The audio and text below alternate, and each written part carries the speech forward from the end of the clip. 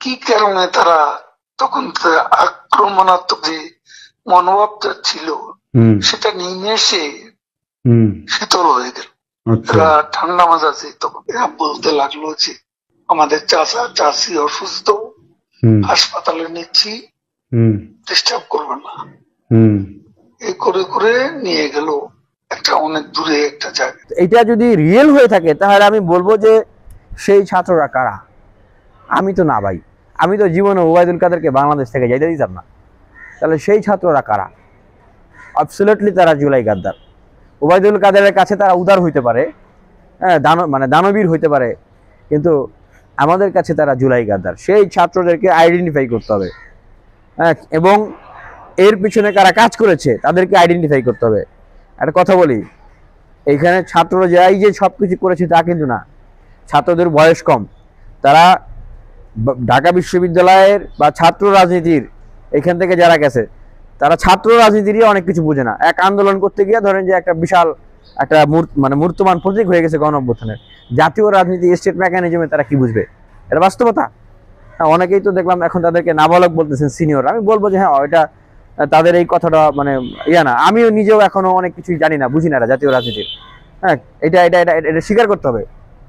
তো সেই জায়গা থেকে বলবো যে তারা আসলে কিভাবে এই বিষয়গুলোকে তাহলে এখন হ্যান্ডেল করবেন, সেই জায়গা থেকে অবশ্যই আইডেন্টিফাই করতে হবে যে তাদের মাথা ভাঙিয়ে এই যে ছাত্ররা, এই ছাত্রদের মাথা বিক্রি করে মাথা ভাঙিয়ে কারা এই আওয়ামী লীগের দোসরদেরকে দেশ থেকে পালিয়ে যেতে সহযোগিতা করলেন। এই ছাত্রদের ইমেজকে বিক্রি করে কারা আসলে দেশের এখন টেন্ডার বাণিজ্য করতেছে, নিয়োগ বাণিজ্য করতেছে, দেশের স্বাধীনতা সার্বভৌমত্ব নিয়ে এখন তারা বিক্রি করে দিবে এরকম একটা অবস্থা, চট্টগ্রামে বন্দর দিবে এরকম একটা অবস্থা। এরকম প্রক্রিয়াগুলো কারা করতেছে সেগুলো মানুষের সামনে উন্মোচন করতে হবে। সাবের হোসেন চৌধুরীকে কারা জামিন দিল? আব্দুল মান্নান তাদেরকে কারা জামিন দিল? শেখ হাসিনার সাবেক সামরিক সচিব, তাদেরকে কারা জামিন দিল? তারাই তো এই হত্যাকাণ্ডের মূল মাস্টার মাইন্ড।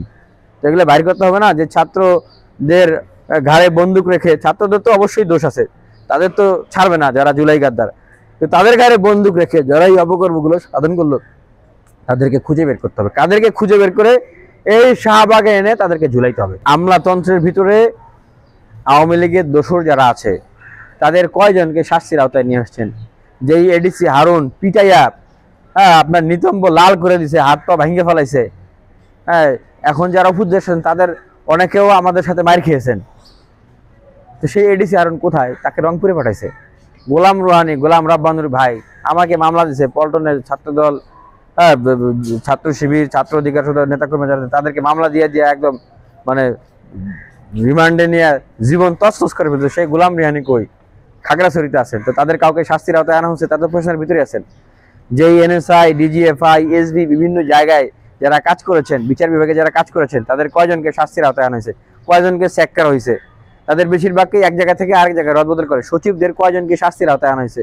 এক জায়গা থেকে আরেক জায়গায় বদল করা হয়েছে। বরং আমরা দেখেছি যে উল্টো আরো যারা এই ইন্টারিমের উপদেষ্টাদের অনেকেরই মন জয় করতে পেরেছে, তেলবাজি করতে পেরেছে, তাদেরকে আরো পুরস্কৃত করা হয়েছে। বিভিন্ন জায়গায় এখন ফ্যাসিবাদের দোষররা, চিহ্নিত দোষররা এখনো সচিব সহ গুরুত্বপূর্ণ জায়গাগুলোতে আছে। তো তারা কি ওইখানে বসে বসে কি মনে করছেন আপনার জন্য কাজ করবেন? ওই যে বললাম যে বাচ্চা পোলাবান, নাবালক পোলাবান গেছে আপনার দেশ চালাইতে, তাদেরকে দেখছে যে এই নাবালক পোলাবানগুলো আসলে চায় কি? দেখছে যে নাবালক পোলাবানগুলোর ভিতরে একটা রাজনৈতিক উচ্চাভিলাষ আছে, তারা রাজনীতি করতে চায়, ক্ষমতায় যাইতে চায়। তো এই তাদের টাকা দরকার। হ্যাঁ, তো তারা চিন্তা করতেছে যে এই টোপগুলো দিয়ে আমরা কাজ করি। কিভাবে কাজ করি?